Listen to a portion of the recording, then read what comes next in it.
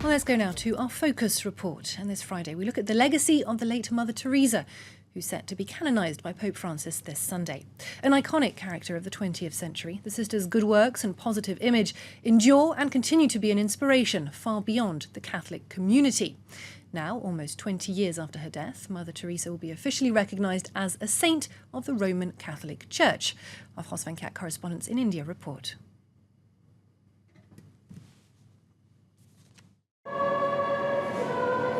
In the year 1950, Mother Teresa established the Missionaries of Charity in the city of Kolkata in the eastern state of West Bengal. Today, the order consists of more than 4,500 nuns and bishops and operates in over 130 countries. They also receive a steady stream of volunteers from all over the world. Many are on a pilgrimage. We met with Aline, who has travelled from Mont Saint-Michel to Israel and is ending his journey in India with charitable work. One of the best ways to come closer to God is charity. Mother Teresa was the living example of that. She gave love to everyone, and she did so her entire life. I'm only here for a short while, but she did this day after day. She was exceptional. On September 4th, 2016, Mother Teresa will be canonized by the Vatican Church. In India, however, she is already known as the Saint of Calcutta. Over 6 decades ago, Mother Teresa began her social work with the lepers of this city. But even after her death, the legacy of her work has continued. The missionaries currently run 19 charitable homes for women, orphan children, HIV patients, and a leper colony in Kolkata. So the mother, after opening the house of Nyamari Doi, which is for the dying destitute, she also felt more and more the need to have a home for the children. And then actually in these days of unrest, there was a constant inflow of children till teenage. Shishu Bhavan currently houses 60 children. The shelter provides them temporary care until their parents or family members are in a position to take them back. Very often, the children here have severe medical difficulties. The organization provides such patients clinical as well as financial relief. He had open spine, so we had to go for spinal surgery, and then he accumulated water, so he needed a shunt. He got blocked, again he needed on the other side. It's a very poor family. The mother loves him so much, she could not eat and sleep while he was admitted here. She's so sensitive. One of the greatest legacies of Mother Teresa, however, is from outside her missionary order. Dr. Shetty came to the limelight as Mother Teresa's doctor, but is now one of the foremost cardiac surgeons in the world. Through his career, his biggest inspiration has been Mother Teresa. Over the last 20 years, he has managed to revolutionize low-cost cardiac surgery. His flagship heart hospitals charge an average of $2,000 for an operation that could cost up to $100,000 elsewhere. He achieved this through a simple formula: economies of scale.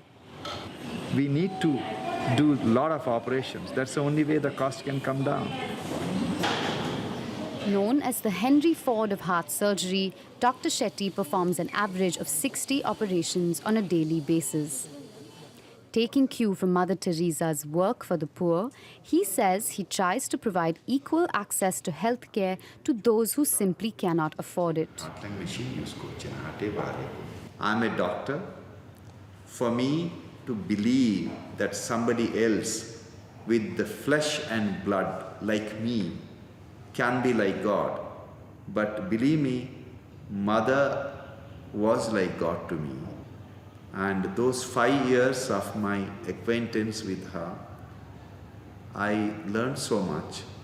She left behind a long-lasting impression on my life and my activity and my family and everything. Sometimes criticized for allowing the destitute to suffer in their pain or poverty, Mother Teresa's legacy has found new meaning with Dr. Shetty. Instead of aiding them until their death, he has vowed to give people another shot at life. Well, for more on this, I'm joined now by my guest, President of Media Group Keto Voice, Amici Pellissier. Hello, thank you very much for being with us.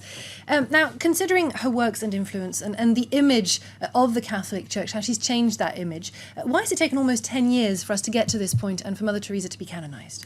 I think, well, first of all, her canonization is taking place 19 years after her death. And I think it just shows how much of a long-term process this is, because what you have to realize is when you beatify or then canonize someone, you are saying that she or he will be an example for other believers, an example in her life, in her virtues, in her struggles. And of course, you would not want any mistake to happen in the process. So is there a vetting process before the canonization? So it's not exactly a voting process. What happens is you have 4 steps. So the first step usually is kind of a popular demand coming from people who've known the saint in the diocese where she or he lived. And then they will go to the bishop of that diocese, who, and that's the second step, then opens an investigation into that person's lives, works and miracles, if they've been reported. During that process, he will have around him theologians, historians, any kind of experts he will need. And then once the conclusions have been reached, he sends them all to the Vatican. And that's the third step, where you have what we call the Congregation for the Cause of the Saints. In other words, a big Vatican body who specializes in sainthood, who will examine all the conclusions of these reports. And if I remember, in the case of Mother Teresa, we had over 80 volumes and 35,000 pages of conclusions to be examined, and then that commission gives its decision, and that's the fourth and final step. The Pope then takes the final decision and agrees or not to proclaim saint that person. And you mentioned the word miracles there. Do we know which are the miracles that have been attributed to Mother Teresa? So we know that one of the very important miracles is the second one, the one which happened between the beatification and the canonization, because you need one for the beatification, and then you need another one which must take place between the beatification, so here 2003, and the canonization, to declare that person saint. And that miracle happened in Brazil, and a Brazilian patient was cured from a disease that no medical explanation could account for. Right. And what is the role of a saint in the Catholic Church? So a saint, when the Pope proclaims that someone is a saint, he does 3 things. One is he gives that person as an example for other believers to follow and to look up to.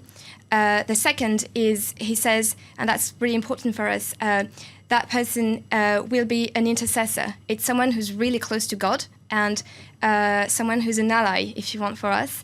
And we can bring our prayers to that person and trust that that person will then bring our prayers to God.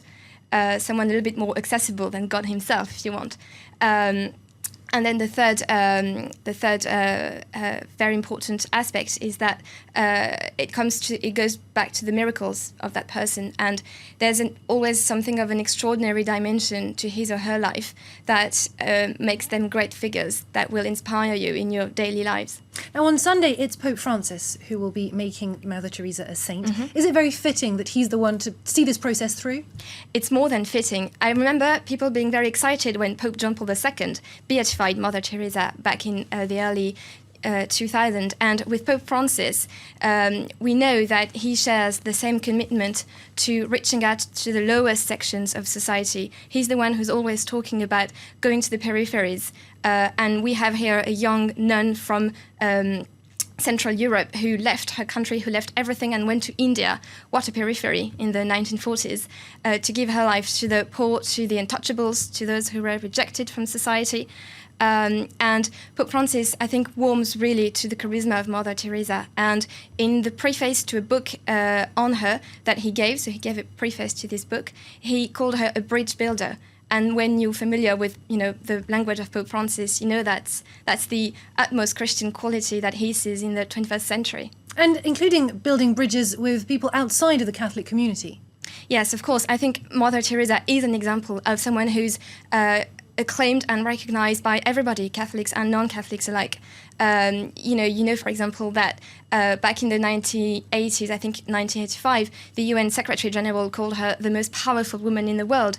And so over 30 years later, she has her own special day, the Day of Charity, sponsored by the UN on September 5th. There's an exhibition in the United Nations on her. The Prime Minister of India has paid tribute to her, and he's not known for his particularly warm position towards the Catholic Church. So that shows you how much of an impact she's had. And I think her motto, which was hands to serve and hearts to love, really resonates with many people inside and outside the church. And in that report, we saw one doctor whose life was changed by Mother Teresa. Who are her other spiritual heirs? So her spiritual heirs are one group of heirs, of course, are the people who carried on her work in her congregation in the over 500 houses that she founded all around the world.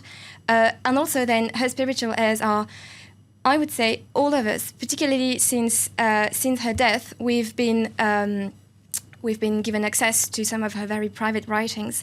And we know, for example, that she struggled a lot in her faith. We know she did all of those extraordinary deeds of charity in the name of God. But actually, when you read her letters to the priest who guided her spiritually, you realize that she felt God was absent. She had terrible difficulties in her faith, and she called it a spiritual night. And I think that's a very important legacy for many believers, anyway, for myself. Monsieur Pelletier, thank you very much for having come and spoken to us. And that's where we're leaving this hour live from Paris. Stay tuned, we'll have a full update at the top of the hour.